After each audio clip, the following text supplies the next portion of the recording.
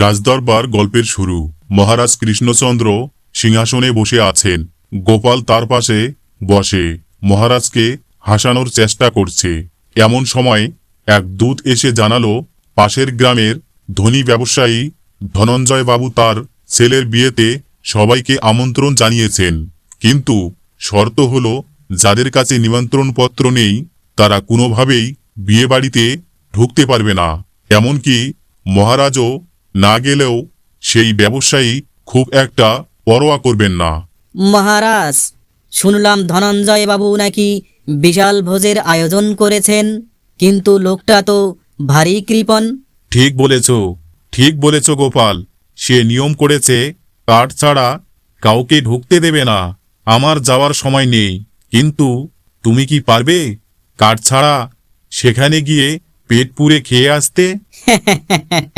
মহারাজ, card তো কাগজের টুকরো মাত্র, আসল কার্ড তো এখানে। আপনি শুধু দেখুন আমি কিভাবে রাজকীয় ভোজ খেয়ে আসি। বিয়ে বাড়ি আলোয় ঝলমল করছে। গেটে দুজন বিশাল বিশাল দারোয়ান দাঁড়িয়ে আছে। তারা প্রত্যেকের কার্ড চেক করছে। যার কার্ড নেই তাকে ঘাড় ধাক্কা দিয়ে বের করে দিচ্ছে। গোপাল সাধারণ পোশাকে সেখানে পৌঁছালো। এই যে ভায়া, কার্ড কোথায়? কার্ড না থাকলে ভিতরে যাওয়া নিষেধ। আরে ভাই, আমি তো বরের পিসি মশায়ের আপন শ্যালকের মামাতো ভাই, কার্ড তো বাড়িতে ফেলে এসেছি। দারোয়ান বলছে, ওসব পিসি মাসি চলবে না, কার্ড দেখাও নয়তো ভাগো। গোপাল বুঝলো এভাবে হবে না। সে একটু দূরে গিয়ে নিজের বুদ্ধি খাটাতে শুরু করলো। গোপালের ছদ্মবেশ ও বুদ্ধির খেলা। গোপাল লক্ষ্য করল একদল ব্রাহ্মণ পণ্ডিত মন্ত্র পড়ার জন্য ভেতরে যাচ্ছেন। তাদের হাতে অনেক পুঁথি আর বেলপাতা। গোপাল চট করে নিজের চাদরটা দিয়ে মাথা ভালো করে জড়িয়ে নিল এবং রাস্তার ধার থেকে এক গাদা শুকনো পাতা ও একটি পুরনো খাতা কুড়িয়ে নিল। সে এমনভাবে হাঁটতে শুরু করল যেন সে বিশাল বড় এক জ্যোতিষী। গোপাল জ্যোতিষী সেজে জোরে জোরে বিড়বিড় করে, গ্রহের ফের বড়ই খারাপ দশা। এই বিয়ে বাড়িতে আজ অঘটন ঘটবে যদি না শান্তি সস্যায়ন করা হয়। দারোয়ান অবাক হয়ে তাকালো। গোপাল সোজা গেটের সামনে গিয়ে দাঁড়ালো। দারোয়ান বলছে, আপনি কে ঠাকুরমশাই?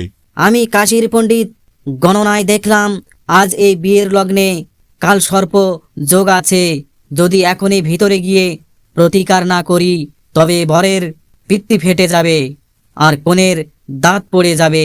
আমাকে আটকাবি? সাহস কত! দারোয়ান ভয় পেয়ে গেল।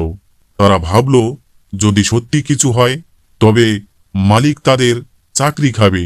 তারা বিনা বাক্যে গোপালকে ভিতরে যাওয়ার রাস্তা করে দিল। ভিতরে গিয়ে গোপাল দেখল এলাহি আয়োজন, পোলাও, খাসির মাংস, চিংড়ির মালাইকারি আর রসগোল্লার পাহাড়।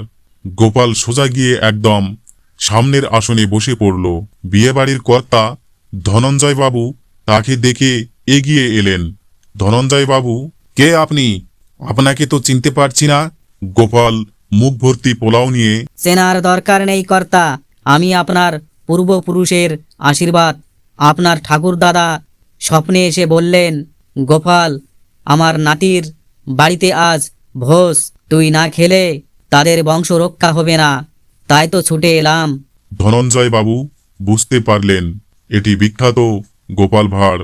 তিনি ভাবলেন গোপালকে তাড়িয়ে দিলে যদি মহারাজ রাগ করেন, তাই তিনি বাধ্য হয়ে হাসিমুখে বললেন, বাহ, আপনি গোপাল ভাঁড়? তা খাবার আয়োজন কেমন হয়েছে?